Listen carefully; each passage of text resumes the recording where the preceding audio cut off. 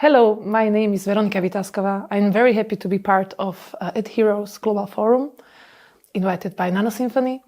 And as you maybe see, I'm a flute player. I come from Slovakia, and I started to play flute when I was at the age of 13. And before that, I played another instrument, an Irish whistle. This I started as a small child, a smaller version of this instrument. I will come back to this. And I studied in Bratislava in Slovakia, and after that I studied in Vienna at the University of Music. And so I spent the last 12 years really focusing on classical music. And after I finished my studies of classical music, I kind of broke free and started to play all ethnic woodwind instruments from all over the world. I still don't have all of them. My collection is now something over 100 instruments. I'm still collecting. I didn't bring everything here today because I would need a bigger car or a bigger facility. But I took one of my favorites, and I would love to introduce them and show my thoughts between the classical world and the world.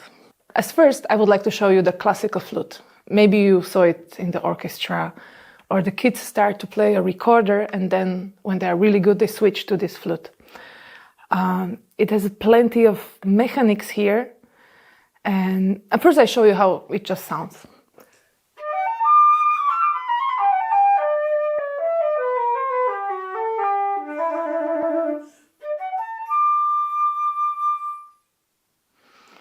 So, very classical. I can play the whole repertoire on this, and but I thought this is like the instrument. This is the only instrument I can play. This is the most interesting instrument. And then I came across this instrument. And this is Indian bansuri. And actually, when you look at them, they look very different. But the system is the same. You have one hole where you blow, and then you have few more holes where you put your fingers on. On the beginning, all kind of flutes were like this. But then later, some physics came and started to, it's not enough when the flute plays only 6 or 12 notes. I want to have much more. And they start to build different holes and connecting them and everything like this. So now it looks really complicated. But on the end of the day, it's actually the same instrument like this one. Now I can show the bansuri.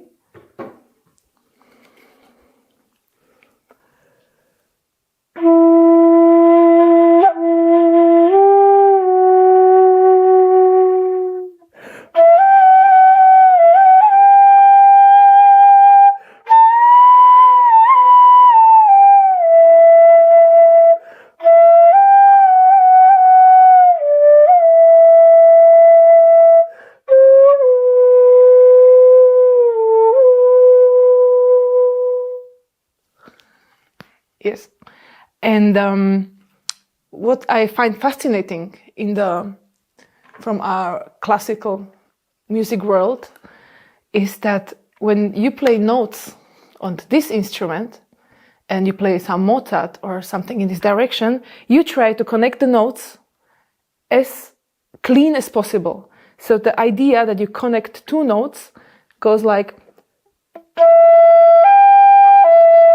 very clean. You don't want any noises, you don't want anything in between. But when you play this different kind of music, then you can, it's not about the destination, it's not about the first note and the second note hitting, but it's about the journey between the notes.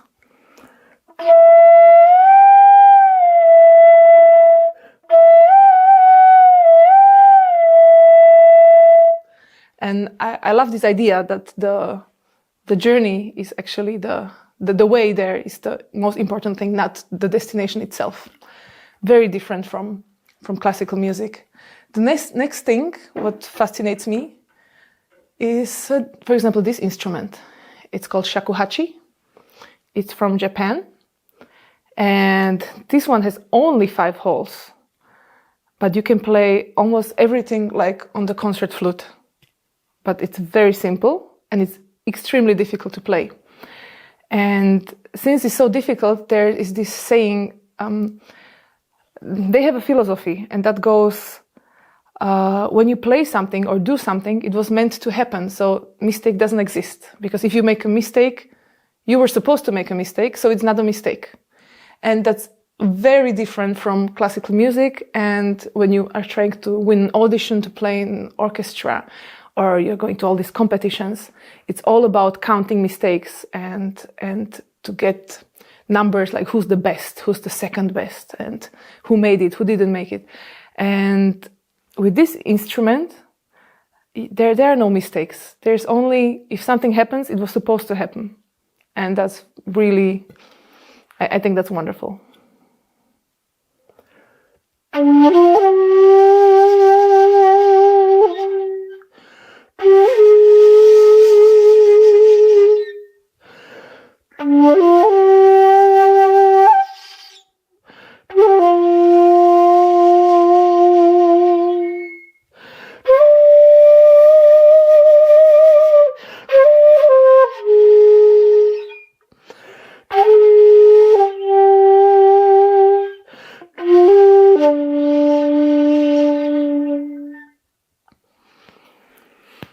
Even the sound of the instrument, it just transports me to some very different place, full of greens, good fresh air. I love to play different ethnic woodwinds. You just travel the world with the sound. The next really wonderful instrument I fell in love with, I got it during Corona when I was at home and I was Googling all the ethnic woodwind instruments, and this just catch my heart. And you will hear soon why. It's from Armenia. This one is from Armenia. It's called duduk, but they have variations of this instrument and the way of how they play it. In Azerbaijan, they call it balaban, or in Turkey, they have mey. They're very similar, but also a little bit different in the way how they play it. And this one I have from a great Armenian maker. And it's a wonderful, wonderful instrument. It's even in the cultural heritage of UNESCO. I have two instruments which belongs to this category. This is the first one, and the second one is the Slovak national instrument, fujara. I will show you in a bit. But first, this duduk. It's actually not a flute. It has a reed. It's a double reed, and it's a very, very old, very, very old instrument. And also the technique, it's not so developed as like this flute is from silver and everything is, which each millimeter is made by computer. Here is everything handmade, like most of the ethnic instruments. And since there was lots of suffering in the area where this instrument comes from, you can hear the suffering in the sound of the instrument. And I would also say it's the closest instrument to a woman or human voice.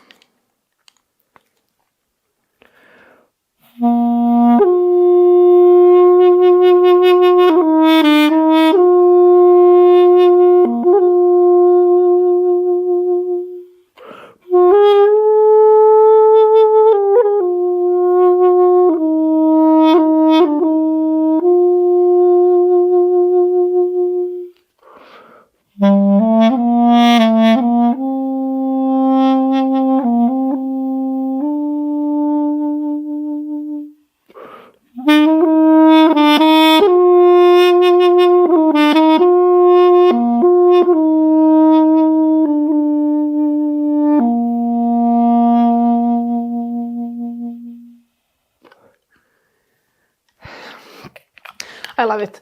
It's very different from all the other flutes I play. And I'm not just a flutist and world woodwind player, but the main thing is how I earn money is that I record for film music and game music and, like working on different soundtracks. And with each of these instruments, I immediately can imagine some landscape, or people send me the landscapes and I have to kind of interpret it, like I like, do your magic, play something what fits to this scene. And duduk is definitely, it got very famous in Hollywood, thanks to different movies from Hans Zimmer, like Gladiator, where it's all, this instrument is used very often, but people don't know how it actually looks.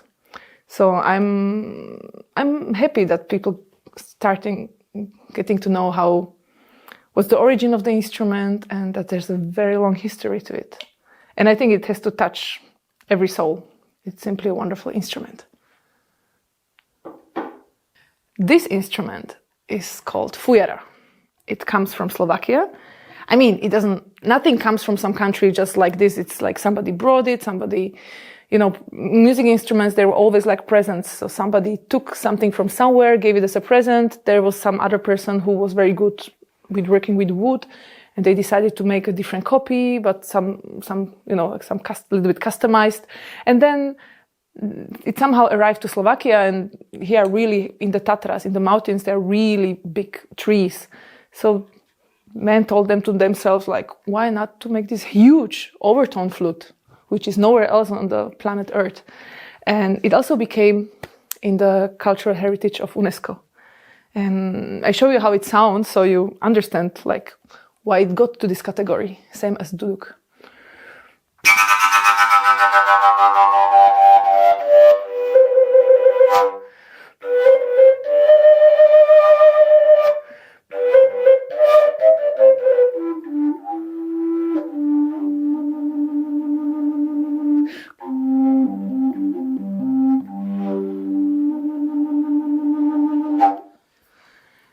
It has fascinating sound. It's really huge. It can play really low and really high. And actually shepherds made these instruments to call themselves from one mountain to the others. And there are lots of sayings with fujara. For example, that fujara is a little bit like a woman. You have to take care of her, because if you put her in the corner, it starts to sound bad because the wood dries out when you don't play it regularly. So you have to give it attention. And then if the instrument sounds really good, it got all this kind of ornamentation, really beautiful details, so you can distinguish your fujara from the others. And I think it's a wonderful instrument. Now I played something a little bit more in the traditional way, but since I was brought up in the capital of Slovakia, I've never been into the mountains to learn the old way. I bought this instrument and I started to improvise. I started to find my own language. So I can show you a short improvisation of what's my attitude to the instrument.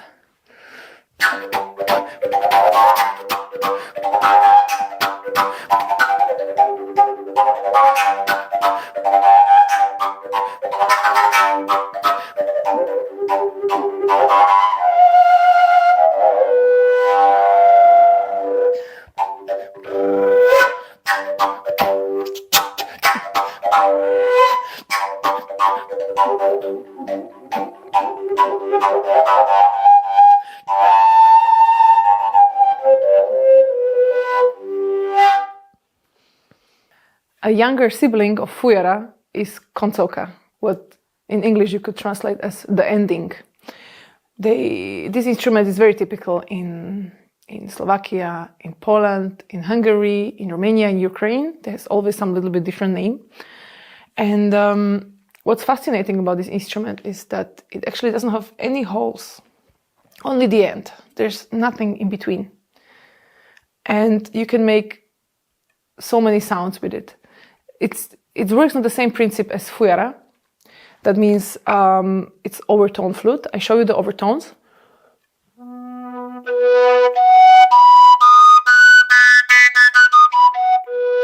And then when I cover this hole, I get a different line of overtones.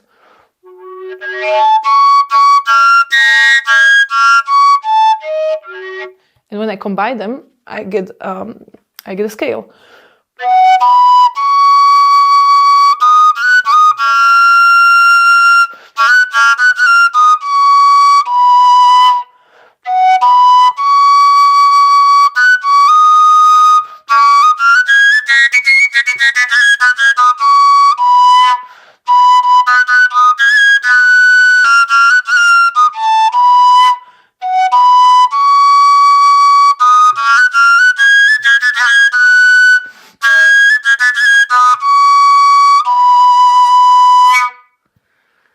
So you can really make melodies and tunes on this instrument.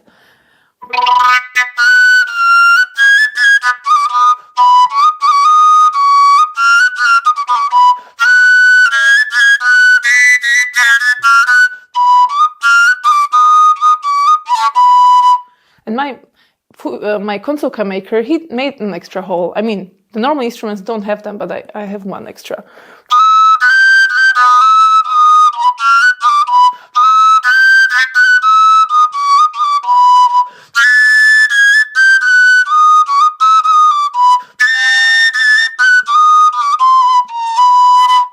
So you have many possibilities, and there are instruments in many different sizes and keys. So, and I need them because I have to fit it to different movies and fit it to different tunings. So, because when the composers ask me to do something, they don't really know which keys I have. I have to be really creative about that. So I really enjoy fujara and konsolka, Slovak instruments. Since we are, and I have two more Slovak instruments. This is a Slovak pišťalka. It's a simple Slovak flute, but you find them all over the world. It's the similar system as what I showed before, the Indian bansuri. You have one hole where you blow and 6 finger holes for your fingers. And of course, in countries where there's bamboo, they are made out of bamboo, and in mountains with thicker wood, it's just made out of wood. So that also brings a very huge diversity in the sound of the instruments.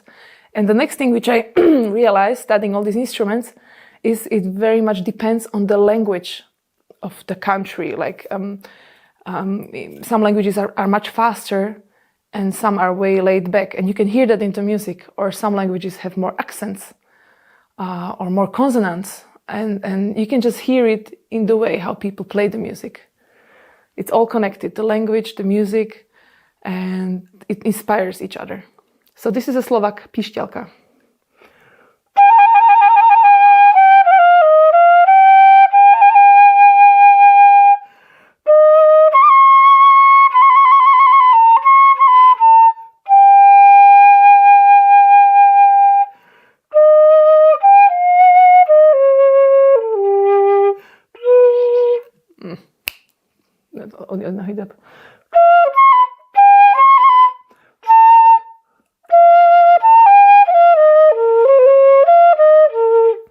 Takže dám ten strich zase na tú pesničku.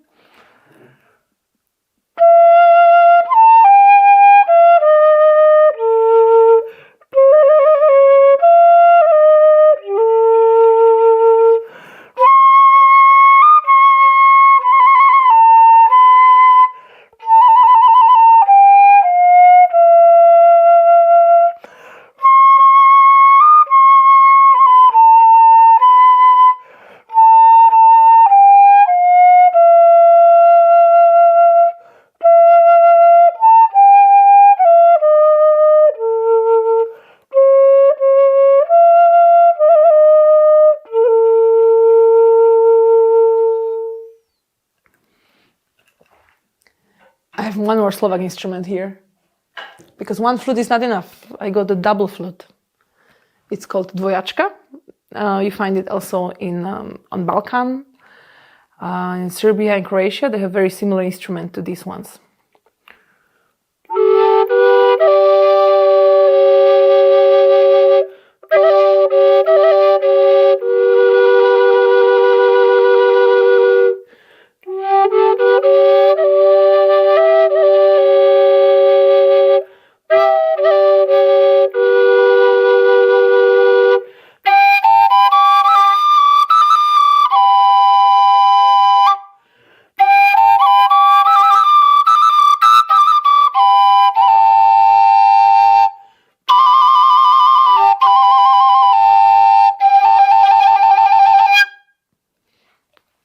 I like how the two flutes are meeting each other. It depends on the air pressure, how much air I give. It's again the same system as the overtone flute. And then I have the melody on this other side. And then when I combine it,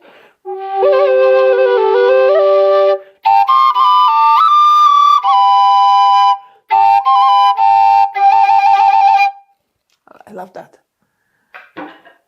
Now I would love to show next instrument, which is close to Slovakia, the Moldovan kaval. it has 5 holes, but in a very different proportion than with shakuhachi or the Slovak flute. That what makes, of course, very different scales and combination of tones.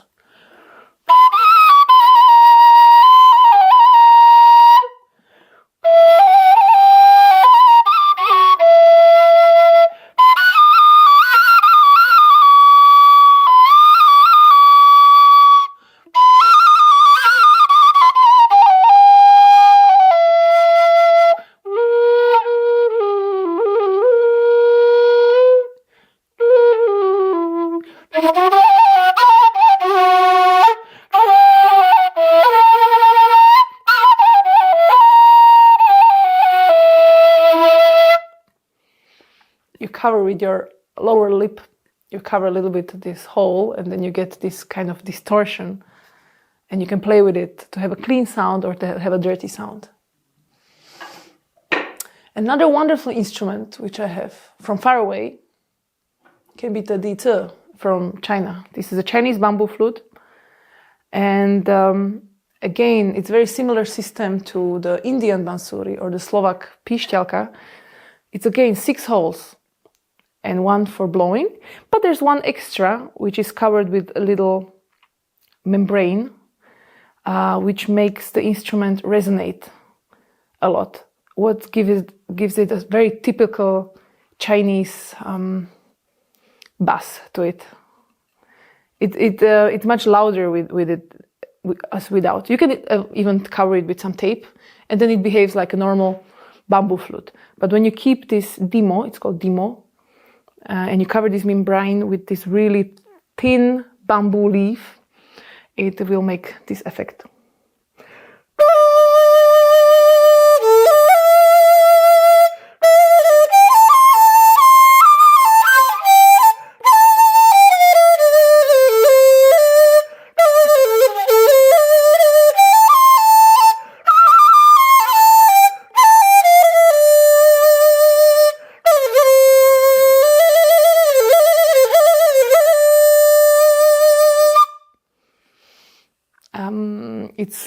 You can play very fast on this instrument, and also it's like the Chinese language is also very fast and very, how to say, emotional, very like full of energy. And this instrument, you can just feel the energy. There's always some kind of saying up here.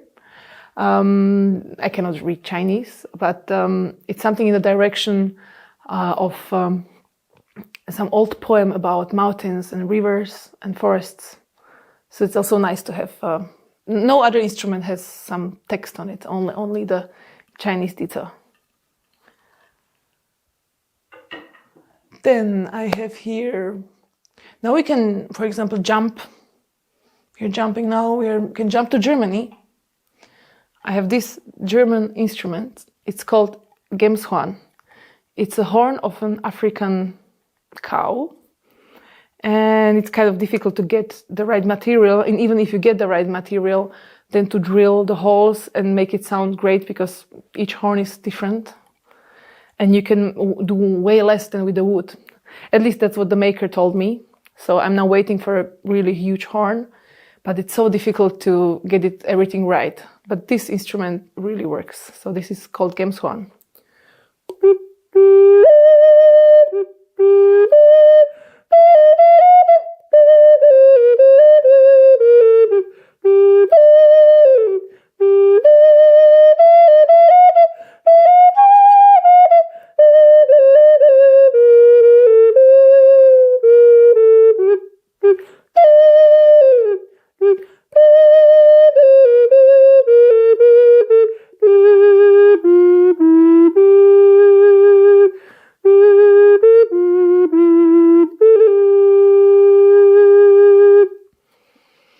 It looks fascinating. It's kind of heavy, and I'm waiting for the whole set, but it takes a long time to get the material, make the instrument. So I'm on a waiting list. I'm on many waiting lists for these instruments. I really enjoy them. This, for example, not so far away, one Irish whistle. So this was my first instrument, the smaller ones, like for kids, you can have like much smaller instruments. And this is one of the lower ones. and it's called tin whistle, or this one is lower, so it's a low whistle, or you call them penny whistle because they cost a penny. And that's actually my first music I was confronted with as a child. We were listening at home to plenty of Irish music.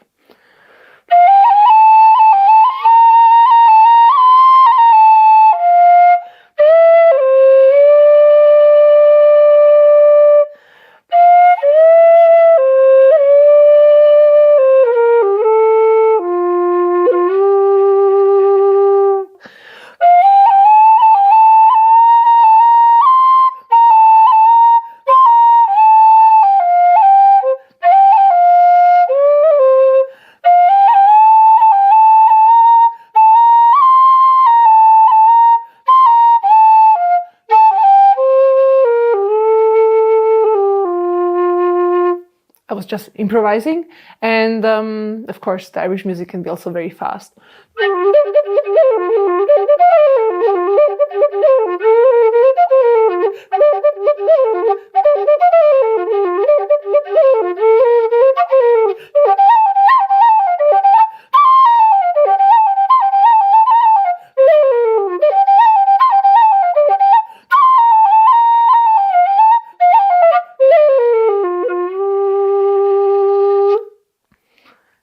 So this is how I learned as a kid to play fast, because I heard they were, we had some Irish pubs and Celtic pubs, and I was just going there with my father as a little child. I was like 8, 9 years old, and there was always not a jam session, but Irish session, and they were playing all these famous jigs and reels, the songs, and I was just there listening, having a few of my little whistles. One was blue, one was green. And I didn't know anything about scales or so, but I heard like, if I grab the blue one with this song, it sounds good. And if I grab the green one for the other song, that sounds better than the other one. And so I learned to do everything by ear. And that was in the 90s. And there were many students from Ireland, or people which were working in some IT companies. And they were happy to get a little bit of their culture, so they came to the Irish session. I was sitting there and listening to Irish people playing Irish music, and I just fell in love. Like, wow, how do they do that? I need to do this effect. I learned I watched them and I repeat it. There was no learning, I had no teacher for Irish flute. First, the teacher I started to have on the concert flute. So I always took that flute so seriously, because there was always some score to hit, and always somebody listening and telling if it's good or not. But in Irish pub, you just play what you like, and so I have I'm really relaxed when I play this instrument, because it never mattered if it sounds good or not, or I have to show somebody how good it is or not. I just enjoyed it and I played it. That's it. And I'm happy that I could again recall this childish kind of playing on all the other kind of instruments, and also the concert flute, that actually you do it because you like it, and not because you have to make a living and you have to be the best and you have to make it to pass that university or to get that job. You do it because you enjoy it, and I'm happy that I have all these instruments and I can just enjoy them. Of course, I'm not the best on each of them. They're masters and genius players, but I just enjoy to get them, learn something about them, speak to the masters, get some news, integrate it in my playing, in my musicality, and to grow. So it's all about growth and understanding all the cultures. And I love how everyone who has their own instrument, like for example the fujara makers or fujara players in Slovakia, they're very strict. If I play this different style, which I played before, some of them like, wow, that's cool, I never heard that. Some people write me emails like, how do you do this technique? I never heard that before. And then I get also some hate emails like, how dare you are changing the tradition. How dare you are doing something to these instruments. And you can say that about every of these. I have a duduk teacher for the duduk instrument, and he tells the tips. But it's different. It's different if you play the traditional Armenian folk music, or you record a soundtrack for a movie, because then it's most important what the composer wants and what the director of the movie wants. So I'm kind of the between person trying to learn and take some heritage and maybe transpose it a little bit and feature it and to learn all the time. So it never stops, the learning. I think it never ever. So also the collection grows and more I have, the less I know, because you can spend with each of these instruments whole life and you're still not the best, you know. So that's really fascinating. And what else do I have? For example, this beauty here, I actually got from a flea market. It's we didn't have anything from America yet, right? So this is Native American flute, and you will recognize the sound right away, I'm sure.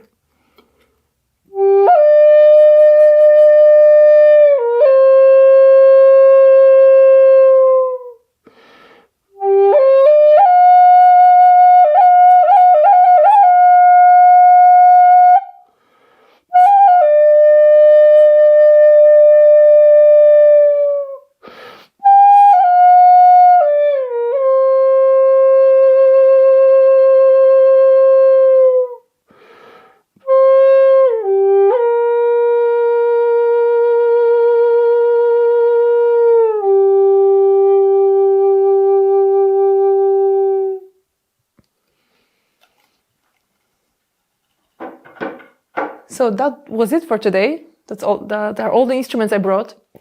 During I played, I was like, oh, I have this hulusi from China, which would be really nice to feature. But next time maybe. I have really plenty of instruments I could talk about more and demonstrate much longer. That there's no space for that today. I'm happy everyone was listening and that you saw a little bit what I do what's my daily life. And I'm happy I could feature all these instruments. I have stories and to each of them, and I know the makers and I know how they love their work. So I'm happy to share the work and the makers which make it. So if you are interested in some instrument, I can definitely give you the contact, or if you want the names or anything else, so just reach out. Happy to be part of EdHeroes.